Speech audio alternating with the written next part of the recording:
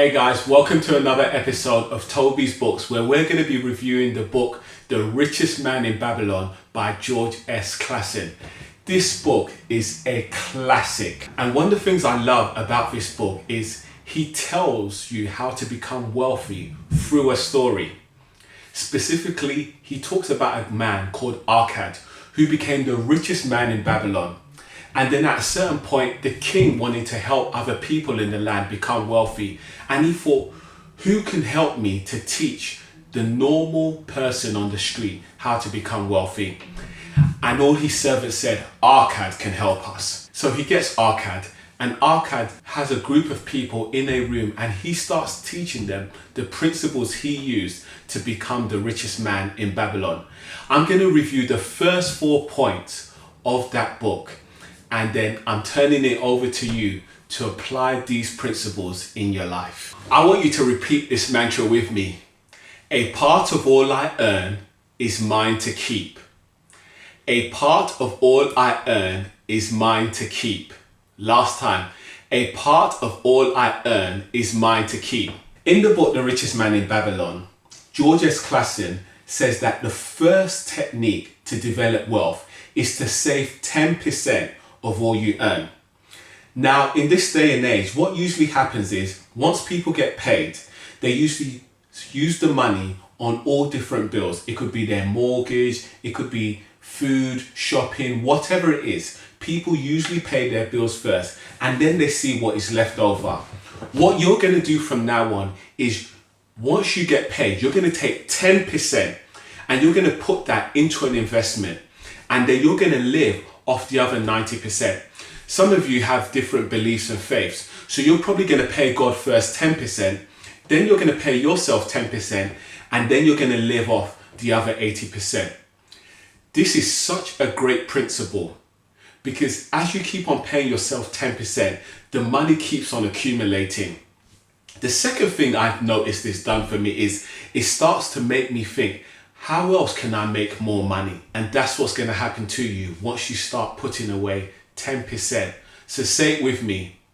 A part of all I earn is mine to keep. Number 2, as from now on, I want each and every one of you to have a budget. I'm not going to get into an argument or whether we should have a budget or not. I'm telling you, you need to have a budget. I've heard so many people say once they've got paid, I don't know where my money went at the end of the month. I don't know where my money went. It's like it just disappeared. There's a reason why it disappeared. It's because you don't have a budget. Once you have a budget, you start directing your money where you want it to go. If you don't have a budget, what happens is things start to come up, and then you use your money for things that you weren't actually expecting or wanting to use your money from. So from today on, I want you to have a budget.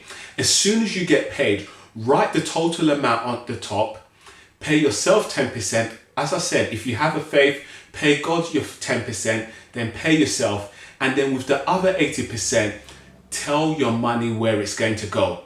So as from now on, I want each and every one of you to tell your money where it's going to go. Point number 3, put your money to use. In the first episode, I spoke about the book Rich Dad Poor Dad by Robert Kiyosaki. One of the key concepts is that the middle class and the poor work for money, whilst the rich allow money to work for them. In the book, The Richest Man in Babylon, George S Clason says you have to put your money to use. Now I know what some of you are thinking, how on earth do I do that? Now I'm not a financial advisor, but I'm going to tell you what I personally do.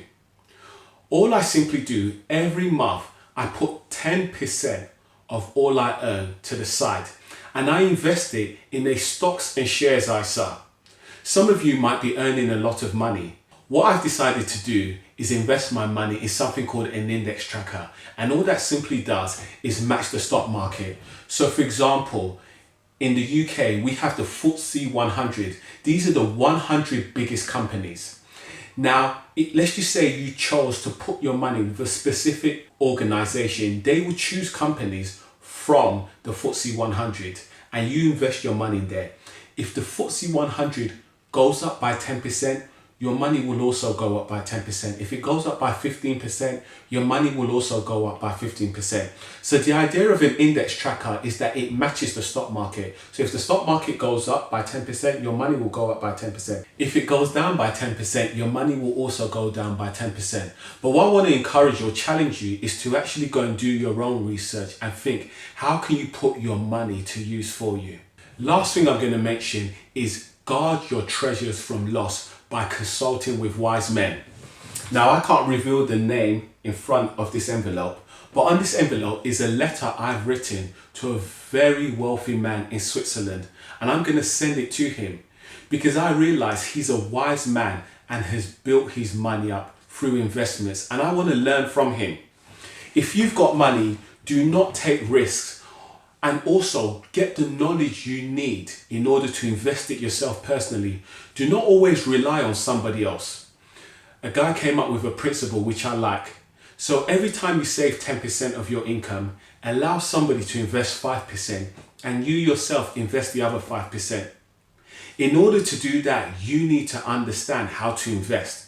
So I want to challenge you to go and get the information or the knowledge or seek out somebody, seek out a mentor.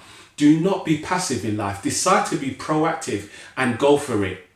So guard your treasures from loss. How? By consulting with wise men. Hey guys, thank you for joining me on my YouTube channel. Next week, we're going to be reviewing the book, How to Own the World by Andrew Craig. Until then, I want you to click on the box on the right hand side and get some more knowledge. Have a great week.